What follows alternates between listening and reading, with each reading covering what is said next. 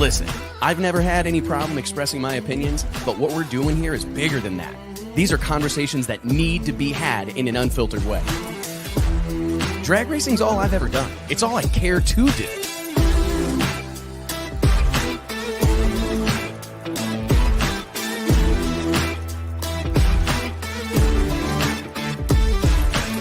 I respect the history, I appreciate how far we've come, but I want more for this sport, and I'll fight for it.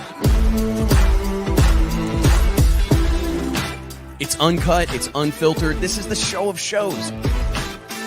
The biggest names in drag racing. No holds barred.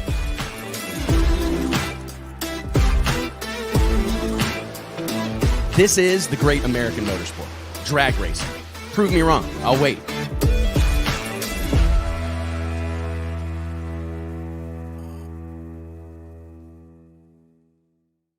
Hey gang, Wes Buck here, Drag Illustrated Magazine. It is Wednesday, January 24th, 2024.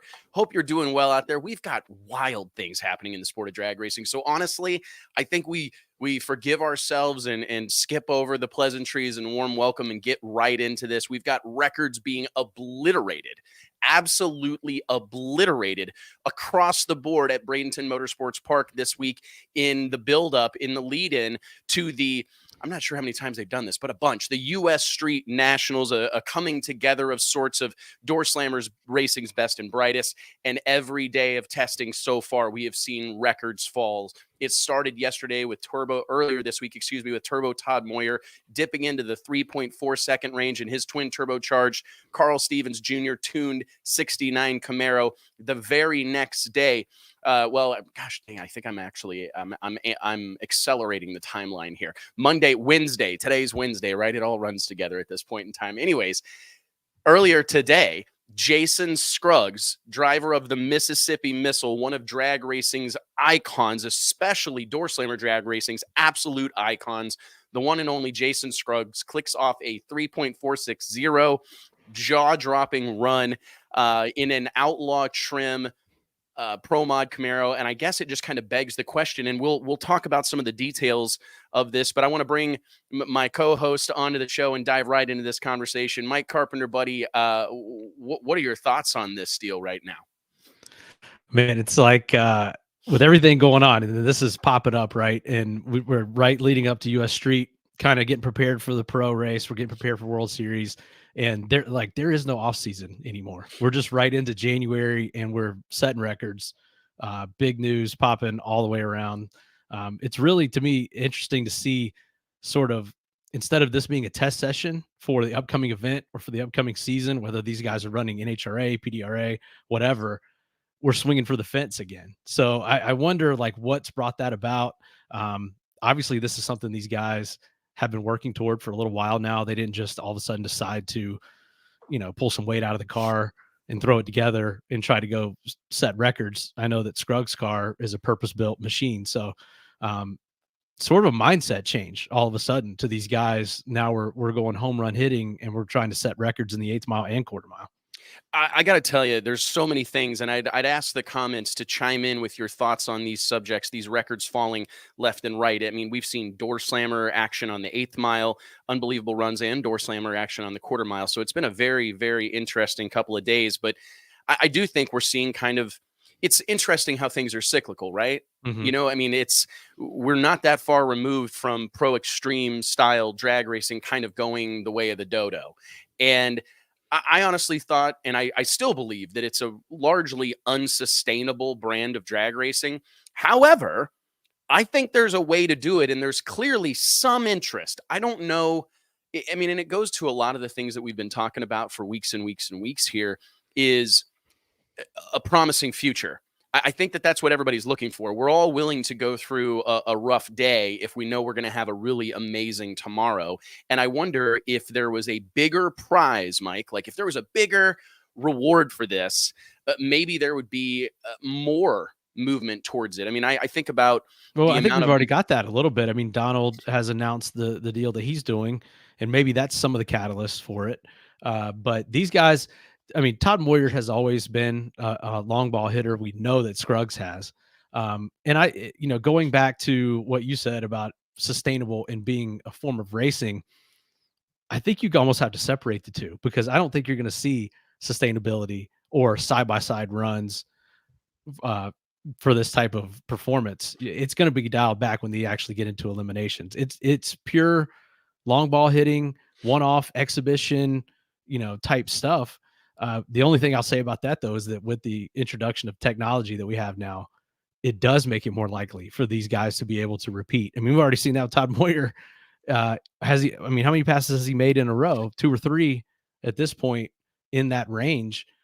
It's going to be, what's your take on that? Because it used to be, okay, yeah, you can pull all the weight out and you can just tune this thing up. You're going to, burn it up. You're going to blow it up. You're going to blow the tires off of it. You may get down one time and that's all we see. But now with traction control, technology, tires, transmissions, torque converters, the whole 9, we're seeing more repeatability out of performances like this. So that to me is the thing to watch. Yeah, I agree. I got so many feelings about these things, and I could get real wound up about it. Like, first and foremost, I agree. I do think that Donald Long's, this proposed 100,000 race for the record. I don't know that we have a date. There's a lot of details that are left to be fleshed out. Yeah, every time I talk about it, I'm like, am I the only one that doesn't have all the details for this deal? No, I don't think all the details exist, but I do believe that Donald's the type to follow up and follow through on that. No doubt about that. He's made it public. I'm anxious to see how they place this on the schedule strategically. I see these things as an early or late season only type of situation. So, and there's a ton of events. So I'm anxious to see where this lands, what events are competing with it, just for a spot on the calendar, no other level of competition. But I'm just anxious to see some of those, ancillary things on the edges and how they will affect that. But I agree. I think if there's a huge incentive, but the interesting thing will be, in my opinion, will you see Todd Moyer show up at this race for the record? Will you see Jason Scruggs show up at this race for the record? I think that's yet to be seen. I think the goal is to create this crossover where these guys throw on radials and go chase this record. But we both know that it's not as simple as throwing on radials. It's a complete change of setup. So I wonder, will we see these two cars specifically show up and run for that record on radials? I'm not sure. Could I see Mark Mickey doing it, who just earlier this year set the Doorslammer record and really created headlines around the world with a 534 or 537, something like that? I can't remember off the top of my head. But anyways, I can see that car being swapped over to radials. You've got a team that has a tremendous amount of experience on that radial tire. So that makes sense. We've seen this happen, though, and not really come to fruition the way we thought it would. I think back to the shakedown, Tyler Crossnose attempt to put a $10,000 bounty on a record-setting run, next to zero participation. I believe it kind of fell flat. Unfortunately, I thought it was a fantastic idea. I think time of year, that's the thing too. You're in September. There's tons of racing going on. You're just coming off a brutal summer. I think that plays into it. We also saw Jason Miller up at Maryland International Raceway do his home run derby event during COVID, where it was a really small event, private. I don't know that it was invite only, but it was a super exclusive group of racers that got together in an attempt to set records in various categories. I think there's a place for this type of racing. I really do. I have argued for years. You and I have talked right here on this show, and we probably need to find something we disagree on to make this more interesting. But I think we both agree that there's a big separation between drag racing, what we're trying. That's right. You're calling it that type of racing. I don't even want to call it racing. I think it's land speed. Yeah. Type of, and I don't want to, like I said, I don't at all want to discount it, because I'm here for it. Not discount. I'm absolutely here for it. I think it's got a lot of ramifications. There's a way to work into it. It does have a lot of ramifications. There's no doubt. The safety aspect alone of a 2650, 2,700 pound door car going 200. There's different, to me, there's two different things. You've got the 8th mile performance, which I think is a little more palatable, but from a safety standpoint and everything, and these guys have been running those kind of numbers. In fact, yesterday when Todd Moyer ran that first 8th mile shot, we were with World Series of Pro Mod coming up, and we're trying to balance all 3 combinations or 4 very carefully and have another super tight field like what we had this past year, that was our first concern was, oh my God, how are we going to bounce this? Then we found out that this was more of a record shot, that the car was light and whatever else they were doing. But to me, when you start going with the quarter mile, I remember when that run was posted just a little while ago, we were looking at the 8th mile number, and then it took us a minute to go, oh shit, he went 5:14 at, what was it, 276 Yeah. in the quarter, and he didn't even run it all the way to the quarter. If you watch the video, the chutes were out a little bit early there. So again, chassis cert, safety, NHRA watching this. What does it do to how they're going to manage that stuff when it comes in NHRA Pro Mod? Even though you're never going to see that car in NHRA Pro Mod, the fact that it is out there demonstrating what these cars are actually capable of and pushing the limits of the safety that is geared toward these cars and the way the chassis are built and all of these things. I mean, even down to the tires and everything is now like in question when you're talking about a car that I've been looking online and people sort of guesstimating if he'd have run it all the way out the back, it could have possibly gone, high 280s and in a 5.0 at least, maybe a mid 5.0. You're talking about a whole different ball game when it comes to NHRA looking at it from a sanctioning body point and how that affects how they're going to manage the safety and even the rules, because that's the other thing I wanted to talk about is this shows what this boosted combination is capable of, because no one is taking a nitrous car. Nitrous cars are already at their mechanical limit for the most part. Now we've seen Ricky make some awesome runs within the rule package that's out there, but they can't get any lighter. They can only do so much. They can only run them so much harder without burning them up. But this shows what this boosted combination can do. And it is within a couple of numbers of a top alcohol dragster. I mean, I don't want to bounce around, but I mean, know I'm throwing a lot of stuff at you there, but there's just so much to digest. And like, what is the ramification of something like this? Let's blow through that real quick. So, I mean, you touched on the safety ramifications, and I think this would be just like a great thing to roll through. I mean, the first thing we started asking one another was like, man, there's going to be news coming out of this. Like, there is no chance that there's not going to be some things get looked at. I mean, to your point, you got cars going 280 miles an hour in the quarter mile at a pretty hefty weight, 2,600 to 2,700 pounds, I would assume, or around there, 2,600 pounds. It had to be lighter than that. I mean, maybe they take 100 pounds out of that. I don't car, know. Probably. I don't want to speculate on anything. We know nothing about the weights, specifics of the car. Both though, I mean, I know for sure that Todd Moyer bypassed the scales after those runs and didn't even attempt to do that. So we have no documentation of the weight of that car. And I do think it's safe to assume that they can remove a significant amount of ballast and get it in that 20, mid 2000s. But still, it begs the question, like, we saw an article on dragillustrated.com a few months ago. Kayla Zadell got together with Tommy Cunningham from Stroud Safety to talk about the parachutes that were specifically built to go on the back of Mark Mickey's twin turbo Camaro for that quarter mile record attempt. I mean, I do think that there are a lot of conversations that are going to have to be had, because we're entering, I mean, we're already, I think, again, we're so desensitized to how fast these cars are, but that comparison of a suspended door car being able to run beside a top alcohol dragster that's injected on nitromethane is pretty staggering. I mean, and it's hard for me to wrap my head around. Well, we just had Scott Palmer on a few months ago talking about the 300 mile an hour run that he's trying to gun for with his combination. And when you say that, I'm just like, man, I feel like we're a little bit away from that. But then you see something like this today. And I mean, if he runs that thing fully out the back door, we're going to be even closer. We could be 10 miles an hour closer to it than we are now. We could only be maybe 14 or 15 miles an hour away from a 300 mile an hour door car. And you could only be a couple hundreds away from a 4-second door car. And we're in a different period as far as evolution, like how quickly these things happen. Because Brett Kepner posted this on social. He texted me the same thing. He said, only once in a lifetime do you get to see a world record crushed by 0.2 of a second. It's clearly never happened before. I mean, most of the time these gains are incremental, very small. We even saw this situation with Jose Gonzalez and Mark Mickey's efforts to take the record from Mohammed. What's his? Why am I drawing a blank? It is Khalid Mohammed, excuse me. Yes. That existed. That stood forever. It stood for the years. Q80, right? Yeah, the Q80 car. It went. Wasn't that in? Was that in St. Louis?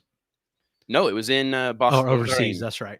I'm thinking about the side-by-side pass that him and Frankie did at St. Louis that had two. Yeah. Was the quickest side-by-side run. 40s. They went like 47 and 49, I believe. And, just going back to this, I'm going to pull up the Drag Illustrated Top 8 because it's just an absolutely fantastic resource. Shout out to Mike and Nate and the Brett. No, that's Brett, man. And shout out to Brett. Brett was sending us this information while receiving dialysis and receiving medical treatment. I don't know if you guys, Brett Kebner's, had a health battle for quite a while, and he is still cranking this stuff out on his phone while receiving medical treatment. So you talk about a guy that's dedicated to this stuff, and he is excited about this moment. And, it's staggering. So, it just goes back, like if we use some math here, you look at, we were having some conversation internally this morning.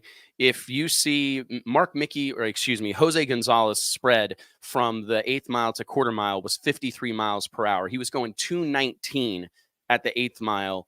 Moyer went 233 on that quarter mile run, that 5:14 lap. If he repeats that spread 53 miles an hour, that's 286. Like you said, factoring in what the discussion we just had about how rapidly this escalated, we saw the record broke by 0.2 of a second. I'm guess obviously speed is a different animal, but one has to believe that there's considerable room for improvement. I want to say this right here. We're going to next week form the Drag Illustrated 4-second club and the Drag Illustrated 300 mile per hour club for Doorslammers. We're going to announce those things next week. We got a bunch of details coming together. We rapidly threw this together this morning because time is of the essence right now. We've been sitting on this concept for a long time, but it's like, it's here. It's here. We are dangerously close to a 5.0 second. I'm not so sure that we won't see it today. It may be today. And that's what's crazy too. Someone's saying here, it didn't happen at 1 a.m. with a ton of glue on the track and yada, yada. That's what I was looking at the numbers whenever Todd Moyer ran his first pass yesterday. And I think the DA was like 1750. It's worse today. 1950. 1950. I didn't even look at what it is today. It's not mine shaft conditions, which is even more scary. And it's like you're saying, it's like technology, man. Like is it like Moore's law or something like that, where like technology doubles every couple of years? So it just the curve went like this for a while, and then now it's just rapidly doubling. Global and economy did the same thing. It did this for like hundreds of years. And then it did this, and it's still doing it, and it's like, people get smarter, technology advances, we learn across the board, and these things start to happen really fast. So I would say that it's not all indications, and watching the video, which I'm going to throw up on the screen here now.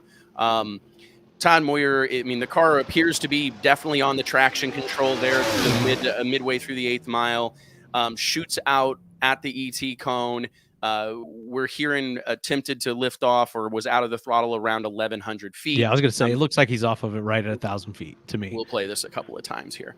But if you look at this run, you can tell that the car's fighting. If you go back to the run yesterday, Mike, that thing had the tires on fire. I believe I saw wisps of smoke there in the 100, 200 foot range. And it is extremely difficult to, holy right moly. Here, once it comes right off, once it's off of the traction control, you see it. That's when it starts moving side to side, right there. Yeah, right there, and you can tell one wrong move. Anyone, I obviously have never driven one at this speed. No one has, but even just a typical NHRA Pro Mod quarter mile run or even an 8th mile run, the finesse on the steering input that it takes to manage that right there. You have to be brave. we'll put it that way. You have to be extremely brave. We'll watch this through one more time here, but it's the point I wanted to make was basically if he makes a full run in the exact same configuration, which they've demonstrated over the course of the last few days that this will repeat. This isn't, I mean, we've seen that car make some extremely violent moves. One of the scariest moves I've ever seen a door car make without incident back at the Snowbird out on Nationals just a month ago, also at Bradenton.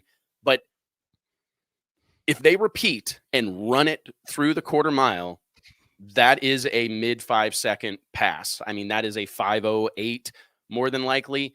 And so we are on. I mean, this is history being made. We're blessed to get to see this unfold. I can't imagine anybody Well, it's with their glory dayitis yeah. feeling down about this. This is spectacular. There's a couple other cool things about it. Well, played it one more time, so I'm not talking over it. No. I turned the volume off. Go ahead. That car, I mean, that body is more aerodynamic than the 69 Camaro.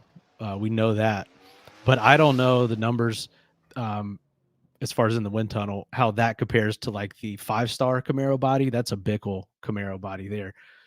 It's not even, it may not even be the most aerodynamic body for this purpose. I still think that's probably the 2019 5-star Camaro body. So you've got that in play. Then you've also got what's it say about Bradenton Motorsports Park also. So this place has gone from, we're going to go down there and test for the Snowbirds. It's an 8th mile track.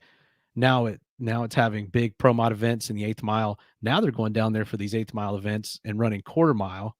And then we're coming in 2 weeks from today for the Pro Super Skag Power Equipment, the big one, Superstar Shootout, presented by Johnson's Horsepowered Garage, with all the hitters in NHRA, Top Fuel, Funny Car, and Pro Stock. And those guys are running 1,000 foot and quarter mile.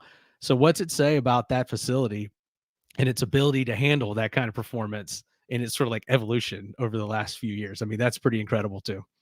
There are so many of these tracks that have been kind of tied to certain things. I mean, I think about the records that were set every freaking year at Valdosta, Georgia, at South Georgia Motorsports Park. I think about the records that are set every freaking year at Englishtown, Old Bridge Township Raceway Park at the Shakedown Nationals, or when the NHRA rolled there and they got a little bit of cool air in the evening. I mean, there are these places that's part of their brand, and I think that Bradenton Motorsports Park is most assuredly at the tippy top of that list right now. I mean, Virginia Motorsports Park is another one where people have historically pursued going there to make these type of attempts. There are others. I mean, there's some great racing surfaces in North America, but this is definitely it's elevating Bradenton's status rapidly. I mean, this facility's seen all these updates, all these improvements, a brand new concrete racing surface a few years ago. I've been told it's amongst the best racing surface on the planet Earth. This stuff is jaw-dropping to me. And also seeing these cars safely come to a halt and seeing these things happen. I mean, what's it say about the track preparation down there? I mean, typically this time of year, getting a track to perform like that is a pretty difficult thing, especially with a relatively low number of cars often during test sessions. So I tip my cap to Vic Alvarez, Wade Rich, the whole crew down there, everybody involved with keeping that place rocking and rolling, because they are doing big things right now. Yeah. I think we will see. I don't know that it's highly likely, but I think it's quite possible that we see the first 340 mile per hour run from a funny car in drag racing history at the upcoming Skag Superstar Shootout. So anyways, there are we saw someone in the comments a minute ago say, like, we need these records and they are so good for the sport and they get people excited. And I've fought that, that I've kind of fought that notion. It's a double-edged sword, man. It's a double-edged sword. It really is. I think it really speaks to the hardcores. I think it's a great tool to keep our existing audience excited. I think about other sports that go decades between records being set. I mean, the NBA record for scoring will never, and more than likely never, be beat. I mean, and it's existed for decades. How blessed are we? I mean, and that's something that keeps the hardcore basketball fans kind of enthused. They know how many career points people have. They know how many career 3-pointers people have. That's something that speaks to your dedicated, passionate Yeah. audience. And I think that What we're it blessed to have galvanizes those. It everyone. does. That's what it does. When those kind of things happen, all of a sudden, like the mainstream media is picking up on it or whatever. And then for People us, from other classes, people from other racing yeah. communities. Well, for us in drag racing, when something like this happens, it kind of galvanizes all of drag racing. Everyone's talking about it, and it kind of breaks across bracket racing and fuel racing and eighth mile and quarter mile and this, that, all the divisions that we put on ourselves in drag racing. It sort of breaks across that. And I like even the comparison, like comparing it to Top Alcohol Dragster and stuff like those guys. Someone making a comment here about Randy Meyer in his comments on something like this. It's all of a sudden those guys are taking notice of what these pro mods are running. Totally different combination. I think you're right, man. I mean, we Yeah. talk about all the time that we here at Drag Illustrated strive to be a galvanizing sport or force in the sport of drag racing. We want to break down walls, build bridges, bridge gaps, and create an environment where where everyone is thriving. And if not, there's certainly an opportunity for them Yeah. to thrive. And I think you're right. I mean, you hit the nail on the head, man. It goes across all of it. If we feel all of a sudden we get proud for a brother or sister in arms, we all can relate to that personal best feeling, even if your personal best is a 9-second quarter mile run. We all know what those feelings are like. The first time in the 5s in the 8th mile, the first time in the 4s in the 8th mile. I mean, I remember my own family getting into the 4s as a kid was everything to my family. Making that jump from a car that went 5.0s to a car that was running well into the 4s, like that was such an accomplishment, and it still is. I hope people are hearing me correctly, but we all can relate to that experience, whether it's with our draggy in our street car, right? Or whether it's at the drag strip, whatever, a lap time, whatever. We all know what it feels like to set one of those personal best or a career best. And I think it does. It knocks down all those walls. It doesn't knock those walls down. It allows the conversation to rise above them. And that is a great point, Mike. And I hope we need to clip that out, because that's such a solid observation of how beneficial those record runs are. Yeah. And where they provide and even that for value. us, even for guys like us, we proudly say we're here for racing, drag racing. We want to see side-by-side racing, drama, personalities, starting line, games. We want to see the whole deal. And this is part of it to me. And it's not the sole focus. It is the sole focus for some people. Everyone falls on that spectrum somewhere. But it's like at the core what the sport is all about. And even like we keep talking about Top Alcohol. I wonder if now, because of this, you're going to see somebody like Randy Meyer go, oh, okay. All right. So I'm going to push my stuff. I'm going to find something here in my combination. I'm going to push a little harder and see. It kind of trickles down across all classes. See those guys put a little, all right, we got to put a little distance here between ourselves and these pro mods. They can't be doing that. and maybe the other combinations within pro mod, what does it do? I know that kind of is a whole different can of worms that someone smarter than me is going to have to figure out. But it does show what this turbo combination that has kind of been dormant for several years or ruled out or whatever, what it's capable of in these kind of scenarios, and what the impact is going to be on leveling the playing field with nitrous, pro charger, roots blown, screw blown, because I'm sure all those guys are looking at this going, dude, what the hell? I mean, we told you that what this combination could do, and there's going to be some ramifications that way and some changes, I'm sure, but I don't know what those are or what you do, but it certainly shows what closer to the mechanical limitation of that combination versus electronic limitation, which is kind of what we've had up to this point. For me, I'm wondering, I mean, there's a couple of things, and we've got a special guest joining us in about 10 minutes. The one, the only, we'll have to switch gears. Yeah, we'll have to switch gears here, but there's a segue here that I'm going to work towards, but we're going to be joined in just a few minutes by Top Fuel driver Josh Hart, who is one of our invited drivers to the upcoming Skag Power Equipment Pro Superstar Shootout presented by Johnson's Horsepower Garage. Excited to catch up with Josh Hart, because he is a guy that has actually won a big money shootout. He won the 2023 NHRA Pep Boys All-Star Call-Out, pocketed $80,000. He's one of the few guys in our Nitro divisions that have been in some of these high-pressure win or go home, winner take all moments. I mean, obviously they all have for championships and race wins. I don't know that we have a single person entered in any of our categories that hasn't been in the winner circle in NHRA. but with a lot of money on the line in a do or die, win or take all situation. I'm excited to talk to Josh, but I want to just recap real quick, briefly, and kind of just take a moment to be happy for. I mean, I talked to Jason Scruggs, texting back and forth with some of these guys. Todd Moyer, I'm so proud of these guys. Yeah, I'm happy Jason was for them. actually telling me about this car at Indy, that he was excited about this car. And that's always, it's weird to see Jason Scruggs over there at NHRA doing the buttoned up legal deal, knowing his outlaw roots and seeing what this guy did in the late 90s and early 2000s at some of the biggest shithole tracks in America. You talk about balls to the wall. He was like the original, at least for my generation, like the original outlaw badass. And Same.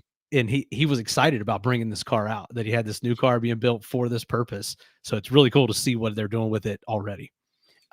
Unbelievable. I mean, I believe this is first time out, and they set a career best. They went 346 with a 0, and I just want to put that in perspective. The standing unlimited pro modified eliminator record stands at 3.85 seconds. That's at the tip top, the number one spot of the Drag Illustrated Top 8. You can check that out at dragillustrated.com/top8. But Frankie Taylor made that run in Rockingham, North Carolina in 2014. Mike, that record has stood for nearly a decade, despite the best efforts of the Donald Longs of the world. We were there. We actually had just put a Drag Illustrated decal on the wing. Exactly. I was about to say that. Of Frankie Taylor's car, and wished him good luck. And yeah, he went out there and set that record. So the standing record was a 380.48 with a 5. I would like to acknowledge that the 4 quickest runs in the history of 8th mile Doorslammer racing were set by cars on big tires, and we just added 2 more to that list. So now, if you look at the Drag Illustrated Top 8 for unlimited Doorslammers, you've got 1, 2, 3 of the 8 cars. Actually, just 2 of the 8 cars are on radials. So all this belief, I mean, I think the fact that these are happening that list at high noon was dominated by radials here recently. And these guys, we talked about that combination, or what this does to elevate everyone. We'll see what those guys have coming up here in just a few weeks. It lights out. There's no doubt, man. I honestly can't wait. But I'm telling you, I think the Doorslammer record belongs with a pro mod. I'm glad to see big tires and wheelie bars attached to the record, and I think we learned a lot here today. And before we thank some sponsors and pay some bills here, I do just want to take a minute and reflect on that.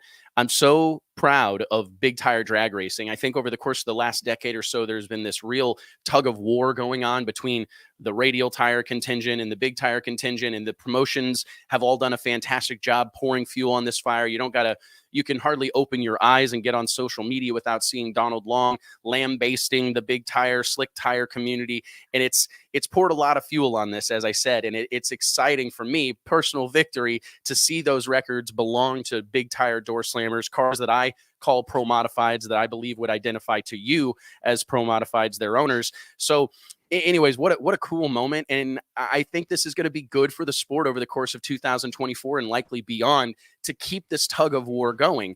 There's been belief that the fastest tire, the best tire, is a radial.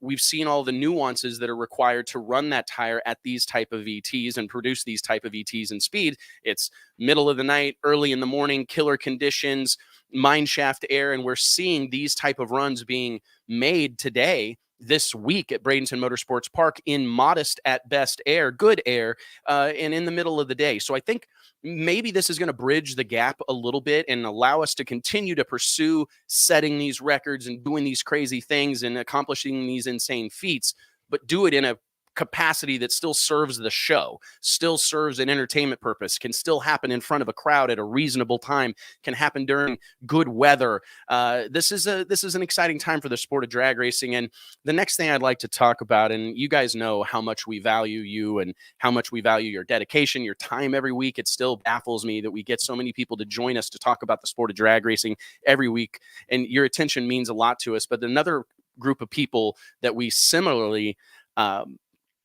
value in an extremely high way and help us keep the lights on around here and keep empowering us to spread the gospel of drag racing day in and day out, it's Stroud Safety. When you think of racing, let me remind you of our partner, Stroud Safety. Tommy Cunningham and his team at Stroud, not just as equipment for providers, but serve as your guardians at the racetrack. They share our passion for racing and they go the extra mile, ensuring every racer's safety. Stroud Safety isn't just about offering the finest seat belts, fire suits, blankets, and chutes. They're also about upholding a tradition of American quality manufacturing and meticulous care in every product they offer. From from ballistic blankets to fire boots, every item is a symbol of American craftsmanship and the enduring support of the Wes Buck Show. Next time you suit up, remember you're wearing more than safety gear. You're wearing a legacy of protection crafted by those who understand what beats in a racer's heart. Check out StroudSafety.com because when you're going fast, you need to be going safe. Guys, we will shortly be joined, I believe, by Josh Hart. We're about 5 minutes away from that. So real quick, I want to break a little bit of news, Mike, and talk about the World Series of Pro Mod. All this Doorslammer talk's got me fired up, and it's making me think about Rivals Night. Rivals Night at World Series of Pro Mod will return this year in March 1st. Actually, it will be during our second session of qualifying on Friday night, and we are working on some marquee matchups right now.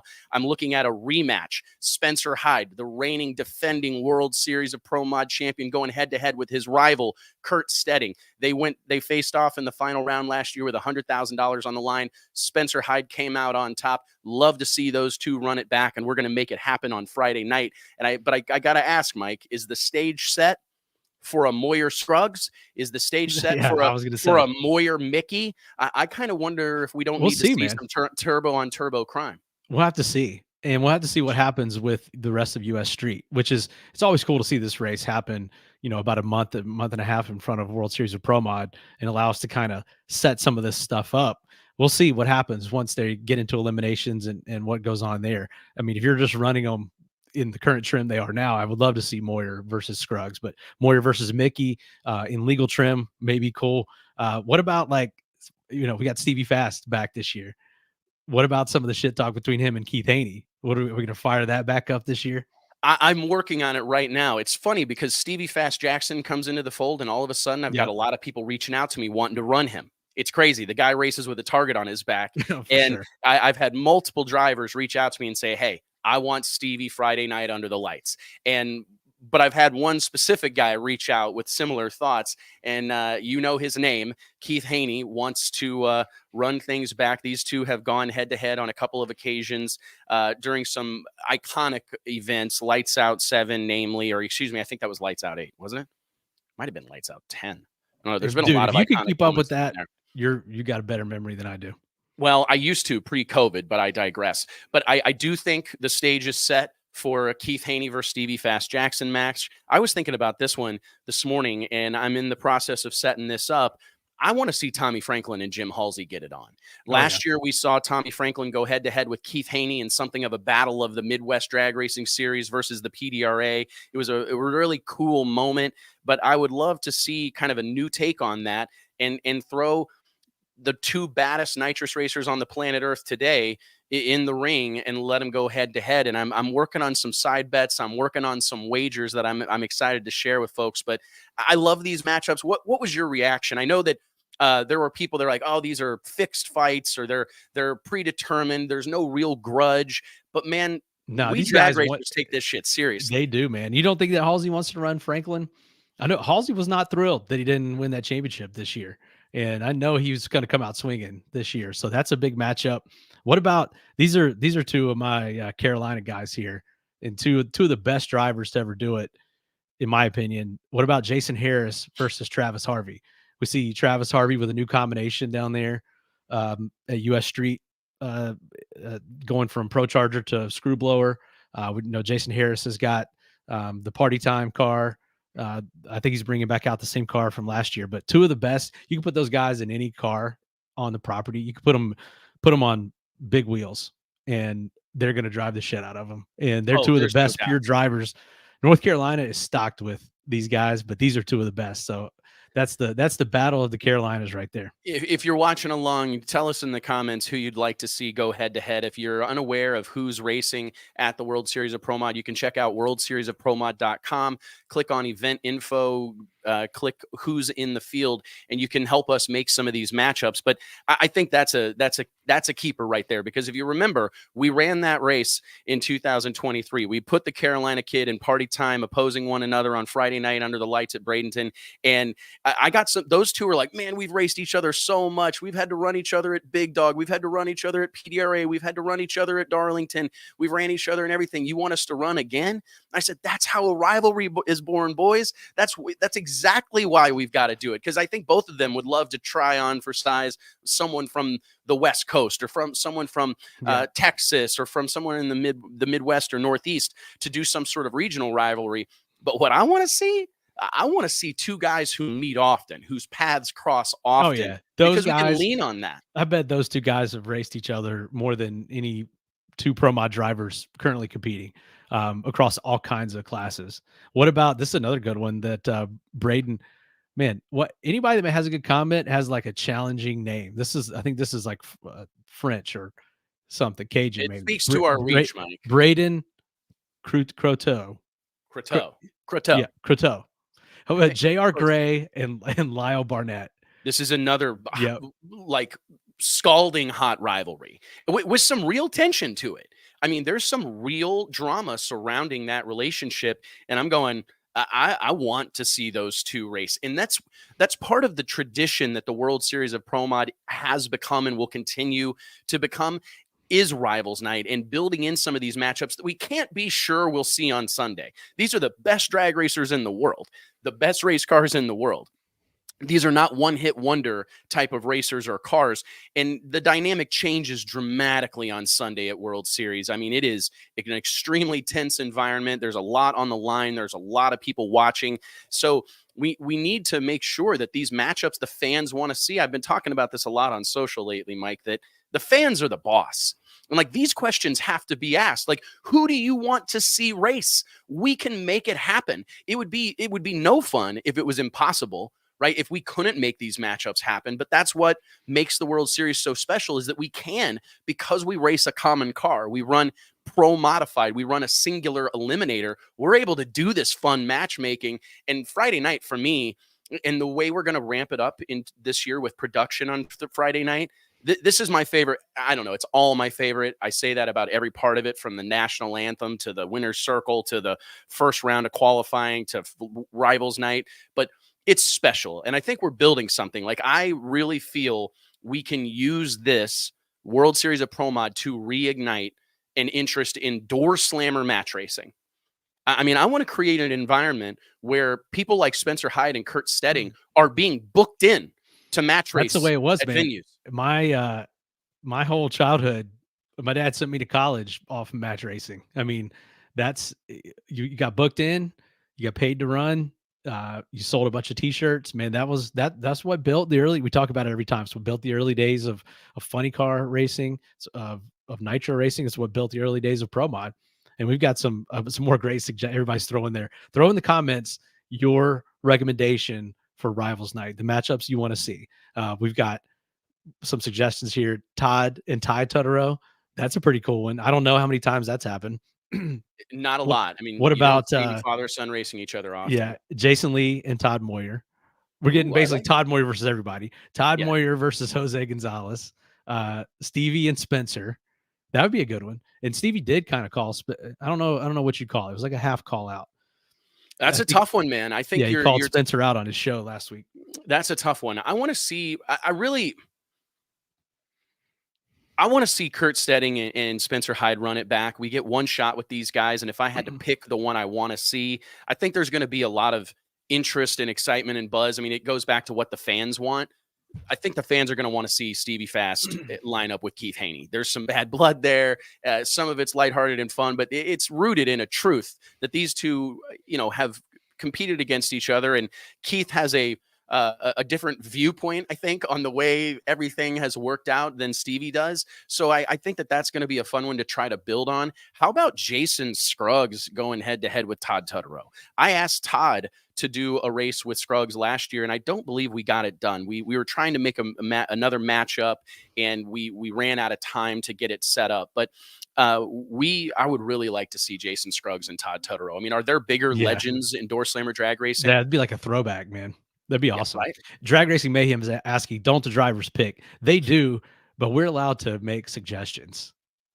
Highly Well, we do the highly matchmaking. suggestive recommendations. Yes, we'll call and it. basically the way just so you know, the way it works, Drag Racing Mayhem is I start putting feelers out, and as soon as I go into each event, and this whole group does, with some of these dream matchups, some things we'd like to see happen, and some things that are strategic, like going back to our belief that match racing could be a positive impact on the drag racing economy, specifically for racers and tracks. I want to create more opportunities to pit certain people against one another. So, I've already decided that Spencer and Kurt are going to run. I told them both that that's what's going to happen. So there's a little bit of UFC, right? There's a little bit of us making matches. But did they lock in some side action and stuff? Once we get it, these guys, it's funny, man. They don't really want to go about this on their own. We have to we got to grease the skids a little bit and link these people up. And then once they get going, then the shit talking starts. Some side action comes in. Then when they actually get to the track, when they get to the track and it's about to happen, then they're all into it at that point. But you got to kind of get them going. You got to persuade them a little bit. Yeah, agreed. And I just, for me, match racing is kind of like the next step for all of this. It's the way that we can spread like pro modified drag racing to as many places as possible and not be limited by the size of the venue or whatnot, because you can scale it accordingly. And I think that that's something that needs to come back in a big way. There are so many tracks across the country. And I mean, we see what's happening with No Prep Kings. I mean, I'm hearing rumors that they've got 19 to 25 races projected for 2024. I'm hearing all sorts of crazy stuff, but what that speaks zero to, though. We've seen zero. So we're going anywhere from 0 to 25 is 0 to 25. Is the betting field right now. What that tells me that they have the opportunity to even consider 25 events is that there are a lot of tracks out here looking for something. Oh yeah. They need a big show. They need something that's turnkey. And that's largely what those events are. Is they come in and they contribute mightily, to an event in their ability to sell tickets. So I think that if we can keep this pushing and continue to pour fuel on the fire that is World Series of Pro Mod Rivals Night, that is almost like a standalone happening. Friday night, that second round of qualifying, I mean, I would argue that you could buy a one-day ticket to the World Series of Pro Mod. I suggest you don't, but you could and leave Friday night and have seen a significant happening in drag racing. I mean, you have last year, to have days like that of them. Yeah, you have to have days like that at the track to me. And we're actually going to have that Friday night at the Pro Superstar Shootout too. That's going to be one of the most insane days of nitro racing in history. And I think you got to have a day like that. And then it's got to go into the night and get that night, Friday night feel. I mean, that deal, that's something that NHRA, a lot of these, we're shutting them down too early. We got to go a little bit late Friday night, getting those good conditions, get the header flames going. That vibe, right? Yeah. I mean, there's an energy takes over a drag strip, when the sun goes down. Things are different. And that's probably my favorite part about World Series in these events in general, is that we're kind of playing to our strengths, right? World Series, we've spread it out over 3 days in an effort to make sure we get that meaningful Friday night under the lights session. We do our level best to have a concise show on Saturday for the fans, something that they can take in a day. And see something really significant. It's great for our racers because we try to get done a little earlier on Saturday, so that serves them. So in case there are overnight thrashes or parts or things that need to be prepared for race day, they have adequate time to do so. We start a little later in the day on Sunday after church. We don't make anybody get up super early. So anyways, there's some strategic. Just don't get caught hanging out with JT. Yes. Don't get caught hanging out with JT Friday or Saturday night. Don't let that mess up your program. Yeah, try to avoid that at all costs. I think actually we can dive into a little bit more Doorslammer conversation. To be honest, we're short a guest right now, and I'm going to wait and see if he pops into the green room. If he does, we'll immediately bring him on. But let's carry on with the Doorslammer talk. Yeah, I think that's what everybody wants to talk about today, man. Yeah, hey, there's so much stuff going on. It's we've been talking nitro. I mentioned this on social earlier this week, but we got I mean, a semi truckload headed with a race fuel headed down to Bradenton for VP Racing Fuels, stepped up in a big way to support the Pro Superstar Shootout.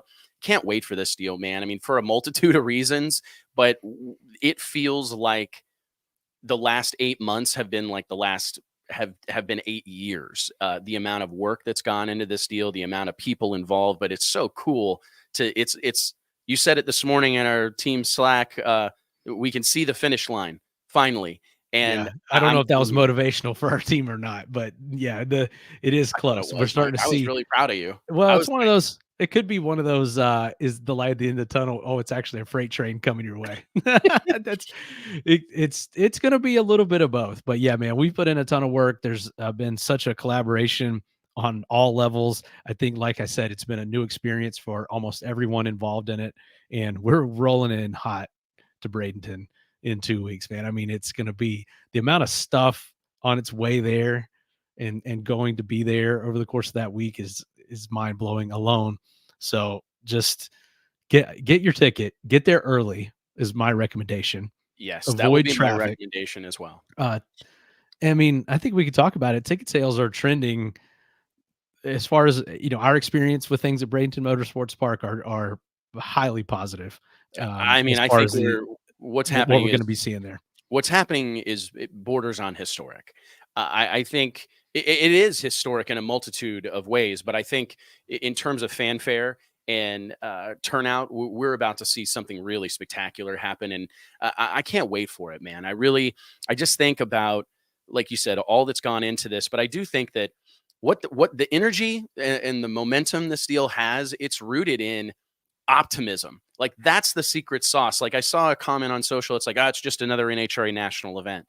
It's there's really nothing about it that's an NHRA national event other than some of the people competing in it. I mean, to me, there's really not a lot about it that's going to be similar. We're taking some cues from it, but yeah, I mean, try to name me anything that's going to be exactly like an NHRA national event. Yeah, absolutely. I mean, and I've reminded the people involved that's like, hey, man, that's let's tip our cap to NHRA. I mean, they've been in the business for 70 years. They are good at what they do. They're extremely we don't want to do what they do. And we're not trying to do an NHRA national event. The further we are from an NHRA national event in a good way, that's what we're shooting for. And that's the purpose of this event. Try to do it different, have some different exciting things. I don't think it's anything that it will surprise anyone one way or the other. That there's some things we can do that NHRA can't, and vice versa. And I think we're just playing to those strengths. I agree. And playing to our strengths and creating that air of optimism. I mean, it's like I said earlier, people will trudge along if they know there's the future is bright, right? But I think the environment we're kind of in pro level drag racing, and this is tabling all of our excitement about Doorslammer racing specifically for now. But if you talk about Top Fuel, Funny Car, and Pro Stock, I do think that what this event really represents is just optimism and a vision for the future. It's an acknowledgement that we need to evolve. We need to adapt to the expectations and, live up to the expectations that fans have in 2024. And we mustn't rinse and repeat. We mustn't continue to do the same thing. And I want to see NHRA continue to succeed and continue to sell out tracks and do all the incredible things that they do, be the tip of the spear in many ways for us. But there's room for more, and there's room for something different. I mean, the market will speak, we all will learn, and we will go from there. But I think what racers are excited about, and I think even fans, is that this is the type of event that will garner new interest in Top Fuel and Funny Car competition. Yeah, we're seeing it right now in the comments. Drag Racing Mayhem saying that exact thing. He's seen more young people talking about Nitro than ever before from his perspective. And let me jump into someone here. Yeah, Pro Superstar Shootout event tease. Yes, we're going to have full line of merch from this event. You can't have an inaugural event and not have merch. You got to have merch, man. But yeah, we'll have merch available on site. We have partnered with our friends at Eat Sleep Race, and they'll be down there slinging shirts for the duration. So we're genuinely excited about it. But I really do. Don't you agree that there's just some optimism when they look for it? They're going, you know what? we could win enough money to pay our expenses this weekend. Like we could win enough money to go to 2 or 3 races on the NHRA tour. Like that money is a significant motivator. I think there's the historical significance. There's only going to be one first. They all want the opportunity to be the one who holds that trophy and are in those iconic winner's circle photos and on the videos and the highlight reels. They want to be the one who did it first. But I do think it's bigger. It represents a planned vision, a not more far beyond a proof of concept, right? I mean, this is us planting our flag, so to speak, to say that this can be done differently. And obviously, the things that are going to be done differently really don't have anything to do with the on-track action, right? I mean, there are some, like you said, nuances, racing at night primarily, racing, doing the chip draw and doing some of the fun things that we're doing. But the on-track action has never been the problem. It's everything around it. And I think changing the context that this story is told in is going to bear fruit for the sport of drag racing for a long time, man. We got a comment here. Can you buy tickets at the gate? Yes, you can, but I would not recommend it. I would recommend getting your tickets now. Yes, we are approaching a sellout, and which is a really exciting thing for everybody involved. And that's I would encourage you to make a move on that, because we're going to have a tremendous amount of ticket staff and front gate staff, but it's definitely going to be a process. And it's going to be, we're going to squeeze every person we can in there. But due to just the infrastructure we're bringing in, the number of teams, the number of industry people, VIPs, everything, for standard seating tickets, I recommend you get them, because we're squeezing everybody in this place, and there's going to be we're spreading everything around across all of these different things that we've got to get in there. So from a general admission standpoint, definitely get your tickets now. I'm super, super pumped, bro. I really am. Like, I told Vic, for at least one pair, preferably with John Force in one of the cars, I want to throw that switch. I want to be there standing between those things. Don't mess it up, Buck. I won't. I'll try not to. That's what John, you got to get a Buck reference. Yeah, a Buck. That's what he calls me. It's how freaking nuts is it that, like, I missed a call from Ron Capps earlier, and it's like, since when does Ron Capps call me? You know what I mean? It's really amazing what's all happened. And I have to try to remind myself of that a little bit, because this all stuff's with a lot of work, a lot of stress, a lot of anxiety, a lot of sleepless nights. But there are moments when you really realize, like, the juice is worth the squeeze. You know, we've got a question here about Bradenton and changes as far as the infrastructure. And he's bringing up a great point too about things like restrooms, concessions. We are bolstering all of that as well, if you want to talk about that. Yeah, man. So this was actually something I caught Darren Williams Jr. and Lee Kraft, the Monday Morning Racer, talking about on CompetitionPlus.com's Power Hour last night. Dude, you went hard on the comments on I did. Hour. You know, because like we're close friends or whatever, and like it's gonna show me what you're doing. As soon as I wake up, roll over, fire up Facebook, all I see is this string of 80 comments that you made.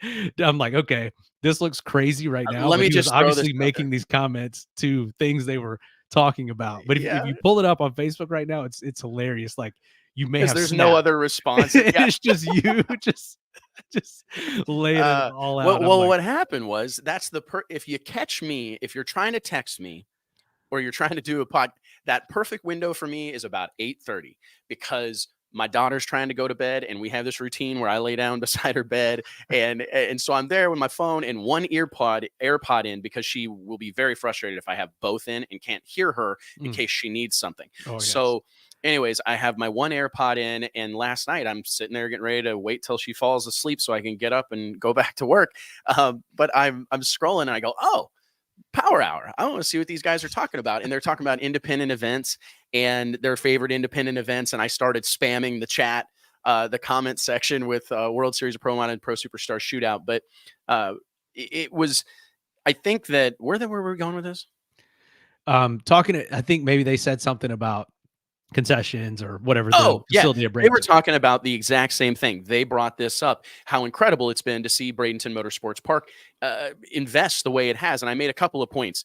First and foremost, it started really a few years ago when Vic Alvarez bought the facility and immediately started making upgrades, one of which, perhaps most notable, was an all concrete racing surface. And that kind of, to me, demonstrated what this guy was about. Bought new grandstands from other facilities that had shut down or sold them.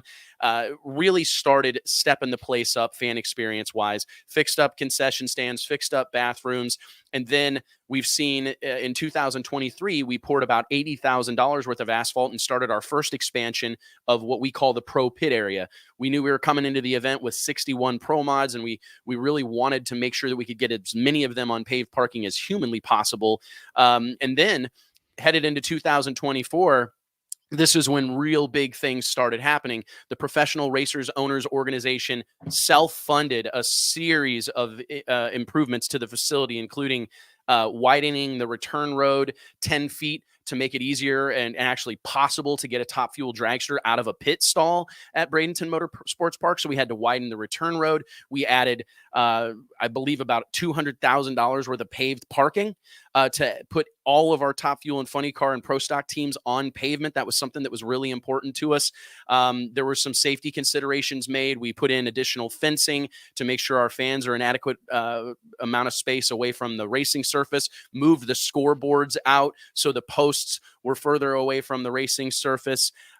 Tremendous amount of investment in making the facility functional for an event of this scale. I mean, I'm super proud of my big wedding, small church mantra, and we're going to achieve. Yeah, you got to toe that line, and you do. And I mean, World Series of Pro Mod was kind of like a Woodstock moment where, yeah, we were at capacity with concessions, with porta johns, with stuff. So not only we have what we partnered learned with some at World outside companies. Series, Yeah, I'm just saying what we learned from that, and we have you covered on all that front going into Pro and World Series. Yeah, and that's something that we were very critical of ourselves following the World Series of Pro Mod, where there were obvious room for improvement or much needed improvement. And one of that was our food and concessions offerings, not quality, but just quantity. More vendors, more people serving food, more people selling beer and soda and whatnot, but also restrooms. And so we've partnered with a new company that we'll hopefully be announcing a sponsorship with in the coming days. But we've partnered with some outside vendors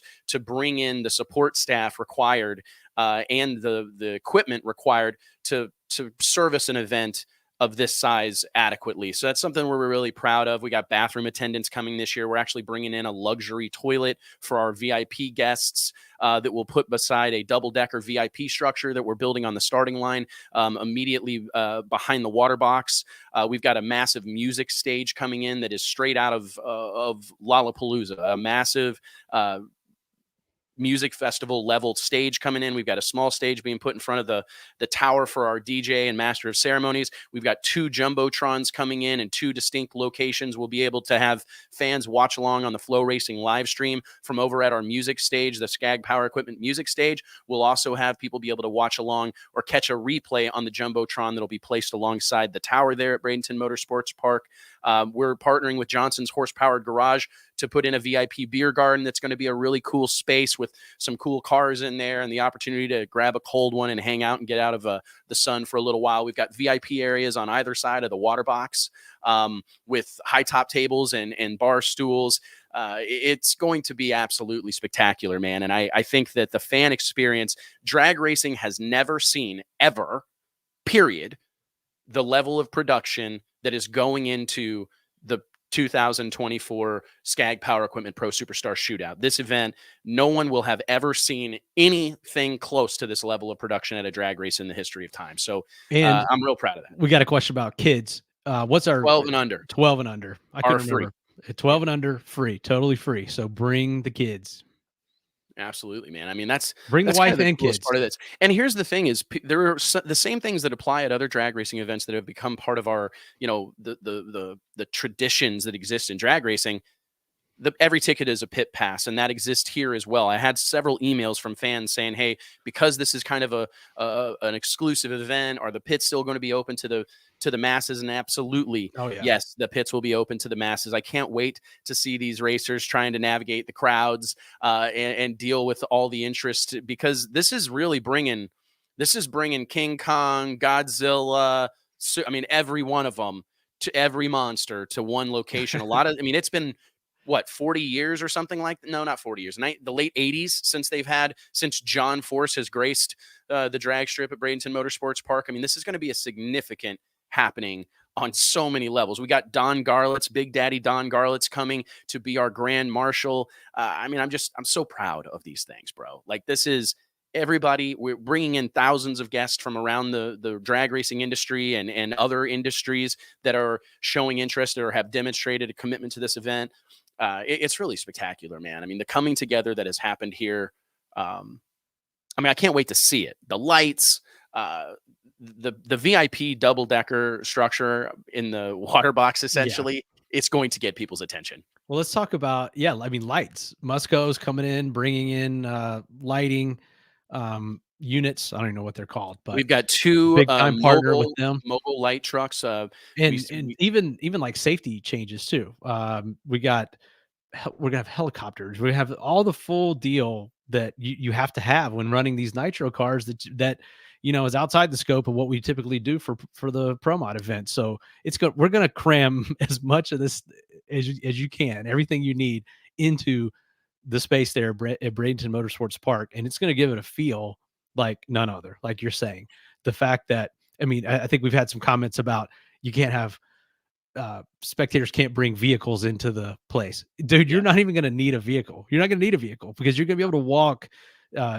Everything's going to be so condensed. You're going to be able to walk and see all your favorite drivers, see the stage, see the Jumbotron, get concessions, do the whole deal, and there's going to be nowhere to drive a vehicle. It's just going to be walking space only. So I think that's going to be a really cool thing. We talk about like condensing the show and making it so it's not 5 days long, all day, every day. Condensing the space that everything takes up, I feel like is going to be give it a unique feel in its own right. And it's going to have its challenges, but I think the vibe that it's going to give alone is just going to be cool. I mean, if you look at the schedule, I mean, Thursday, I mean, obviously there's a focused effort to get this event done Saturday night. So we started on Thursday. You're going to be able to see an iconic session under the lights at Bradenton on Thursday night. I mean, Pro Stock kicks off at 5:15. Funny Car and Top Fuel follow at 6:15. I mean, again, I believe it.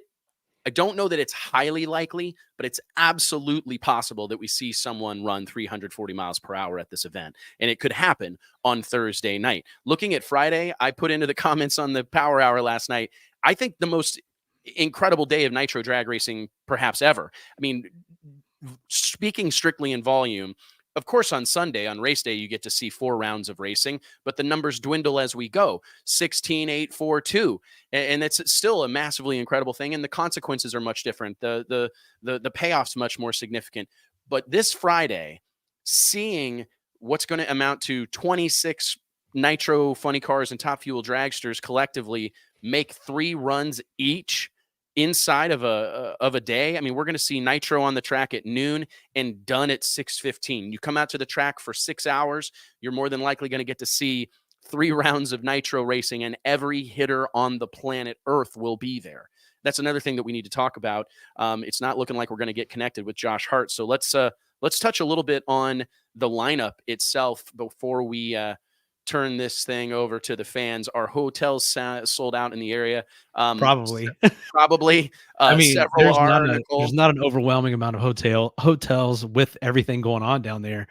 Anyway, as far as there's like spring training for baseball, spring break. There's all kinds of stuff going on down there. I think there's some kind of other sports event. There's soccer stuff. There's like travel stuff. Soccer is huge in the Bradenton area. So get your hotel if you haven't. So yes, absolutely. Make your travel arrangements immediately. I think we've got, I was just going to run through the lineup real quick so everybody knows. I mean, and this is the fans deserve. I hope you guys, this is what we want for the drag racing fan bases. We want you to know what you're going to get.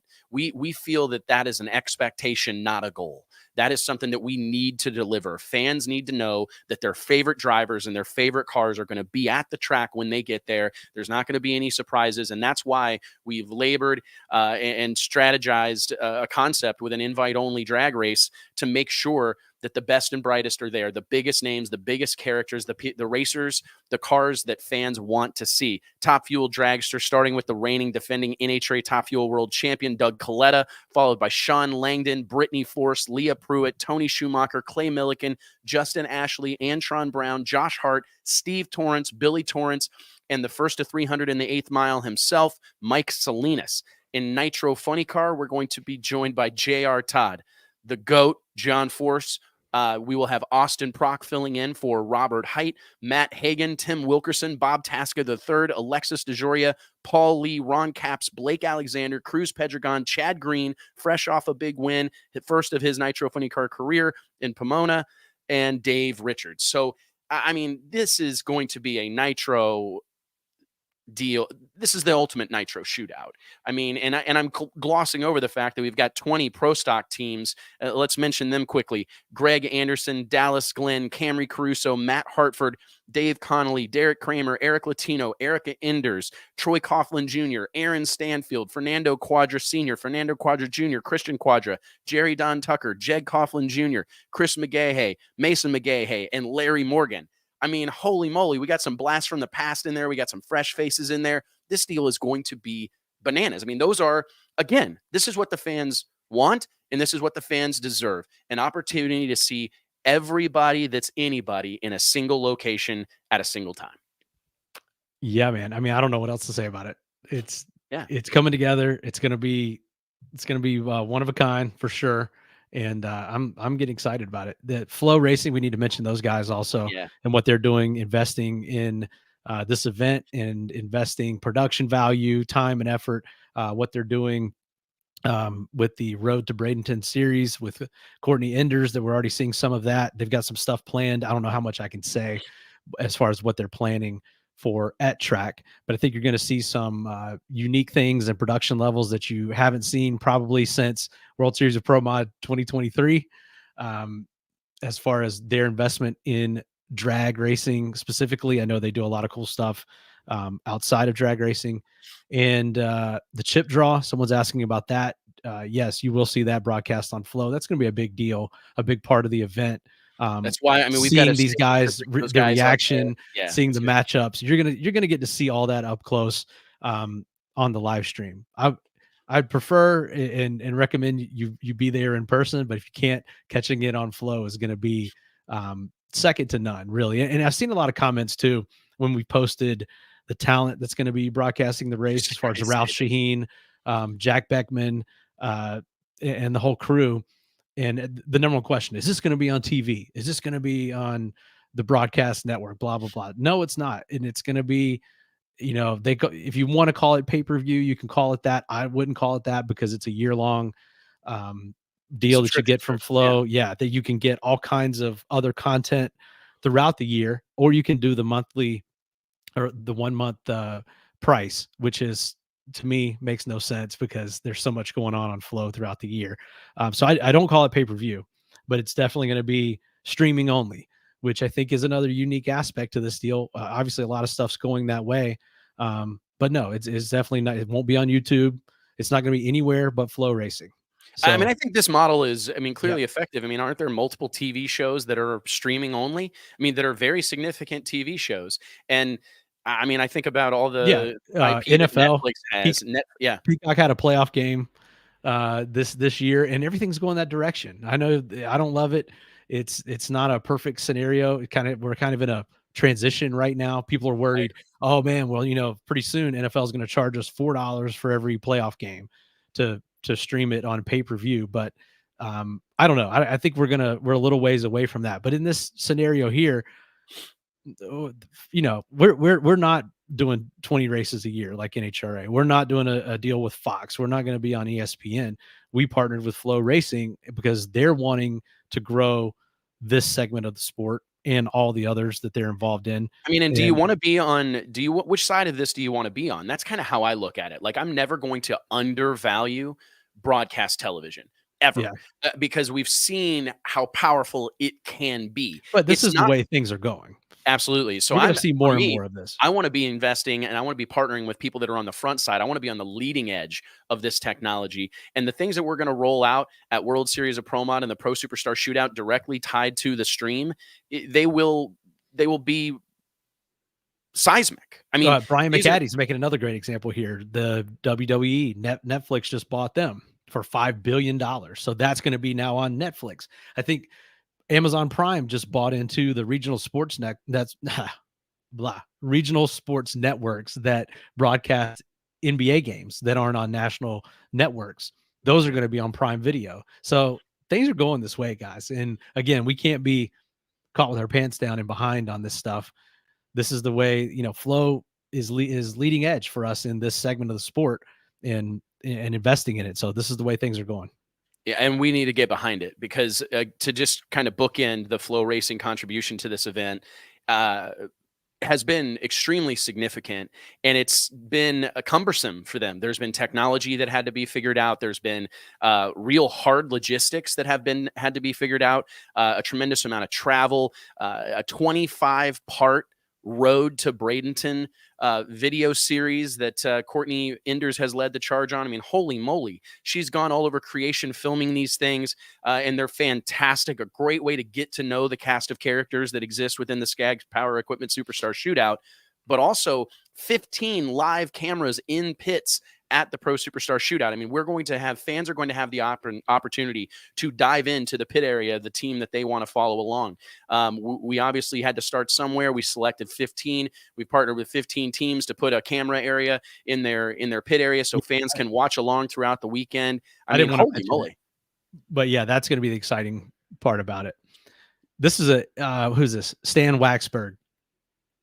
He's comparing the price. NFL streaming is $80 a year, NFL Plus. F1 TV, $70. Flow is $150. NHRA TV is $160.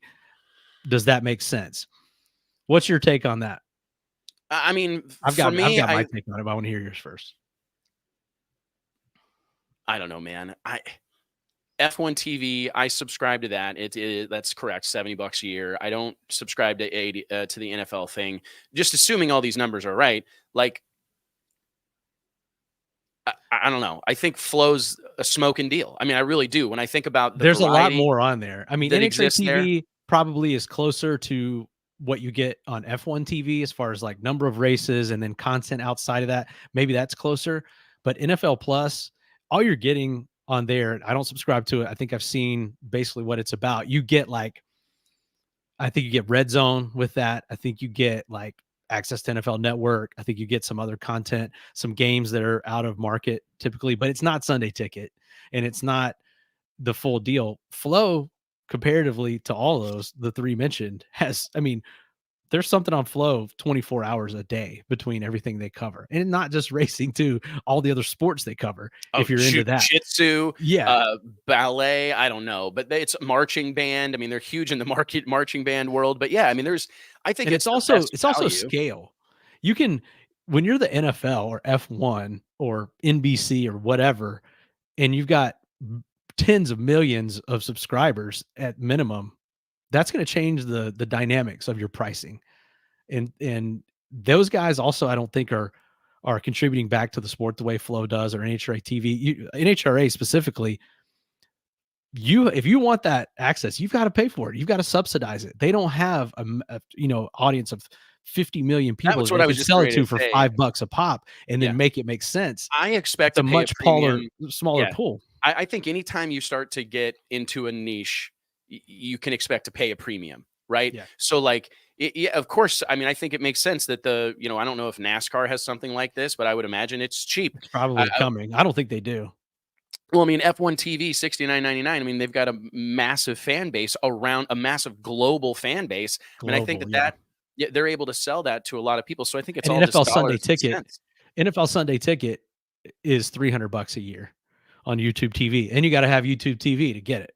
So and I think that's $73 a month. So add that up.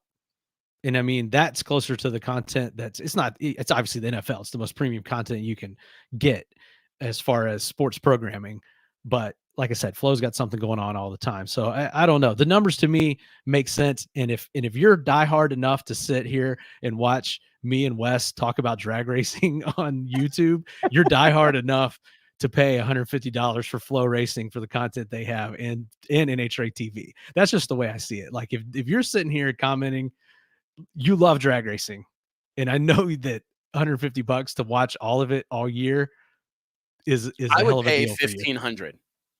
I would. I mean, I'm dead serious. I would pay $1,500 a year.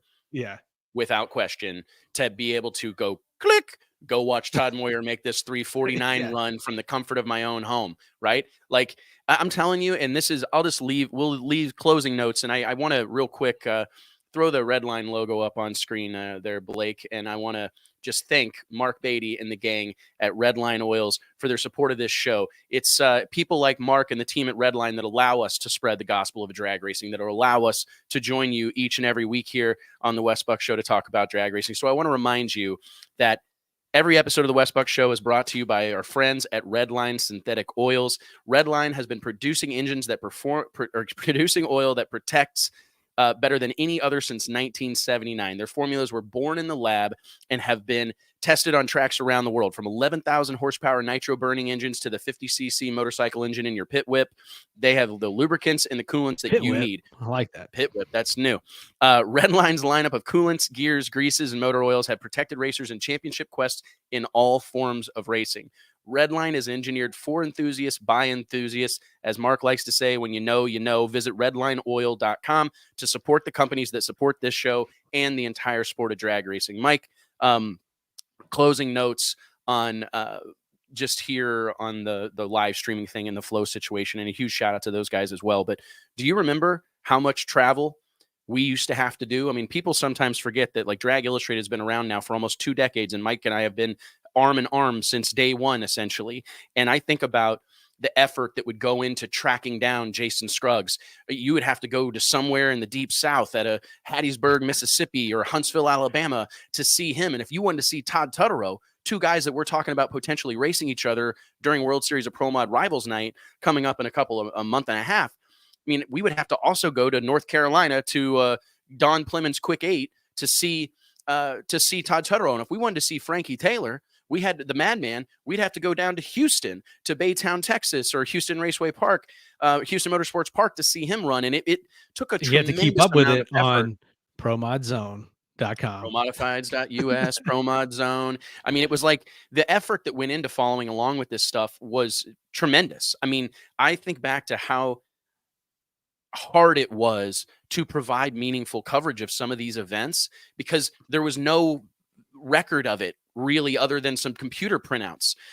You'd get some round notes if you were lucky. DragRaceCentral.com was there, and you could go look at the run notes that guys like Rick Green post after each pass. But if you really wanted to go back and looked at something like in a nuanced like who's standing behind the car? Who is the crew chief that's photographed in that photo? Or what is the car doing? I mean, we were looking a moment ago at the way Todd Moyer's car was going down the track, able to immediately pull that up, see how the car was behaving as it goes down the track. The fact that that happened today and we were able to see it today, I mean, I think we get really desensitized to how lucky we are to be race fans in 2024. So if, like this I said, is a cool if Flow ratchets it up to 1,500, I'm gonna buy it.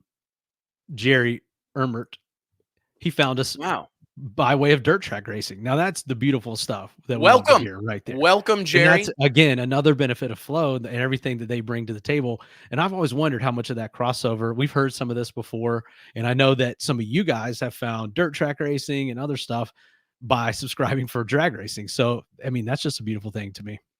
Yeah. I mean, and I think about, drag racers have always had to take it on the chin financially, in my opinion. This shit's always cost more than it paid. And there is a group of us that are looking to change that. But I do think that there's, speaking of it in my church terms that I like to do, like Jerry Ermert, our dirt track racing friend here, like, welcome to the dark side, welcome to the club, welcome to drag racing. Because, I mean, and we need to we need to be able to, we need to recognize that we've got to invest in putting our sport in front of people. We've got to support companies like Flow Racing, because if we don't, they will go away. right? So we have to cast our vote with our wallet and be willing to do so and make those investments. And investments have been a big part of drag racing since day one. And I mean, for many, many, many years, these guys and gals race for trophies. So let's get our mind right and recognize that we're blessed to get to be a part of this sport, especially in today, in this day and age. So make your contribution. Stan's not budging. Stan's not budging. He's not watching 8th Mile drag race anymore or Nitro. He's just going to watch videos on YouTube. Well, hey, we tried to convince you, but thanks for sparking a good conversation here. Absolutely, I think it's something that we like to talk about a lot, and all those points are true. I see a lot of comments here, kind of echoing what we're saying, and I also want to say too, right now that video of Todd Moyer's run came from Kyle Christ, Straight Line Video. NC Pro Modder Jay Warren is down there. Everyone knows Ellen used to be on the starting line for all these small events. There's been a lot of people that sort of got that started and are still doing it where possible, where think about Motor Mania to do it. Motor Mania. Right? Oh man, everything was on Motor Mania originally. Bang Shift. A lot of people that were not giving credit as far as Flow Racing and what they've done. But all that stuff's still out there too. And we wouldn't have had that video of Todd Moyer. We wouldn't have the coverage of testing leading up to the start of the event if it wasn't for Jay Warren out there doing his thing. A lot of companies support him also in doing that. So it's kind of like a get in where you fit in type of deal. There's something for everyone out there. And I mean, to Stan's point, you're going to see this stuff somewhere, YouTube, Facebook, one of these platforms. But if you want to see it done the right way, and live and all the things that Flow brings, I mean, you just can't beat it for the price. No, I agree. I feel I value the partnership that we have with them and the level to which we've worked with this group over the last few years, and I can't wait to see where it goes from here. But Mike, let's call it a day, buddy. I appreciate all you guys helping us again spread the gospel of drag racing. Shout out to our friends at Stroud Safety, Aeromotive Fuel Systems, Racers Club, Redline Synthetic Oils, Flow Racing for their support of this program, and thank you above all to all of y'all. Thank you guys for joining us every week to talk about drag racing. Mike said it a second ago, but this is a hardcore group of people that can sit around on a Wednesday afternoon and wax poetic for damn near 2 hours about the sport of drag racing. So thank you for being a part of the 331st episode of the Wes Buck Show, and we'll see you next Wednesday right here on the Drag Illustrated YouTube channel. Hit that subscribe button on your way out, and we will see you next time. Thanks, guys. Thank you. Thanks, Mike. I did miss JT a little. Yeah, we did. A little bit. Not a lot. A little bit. Just enough. Just enough. All right.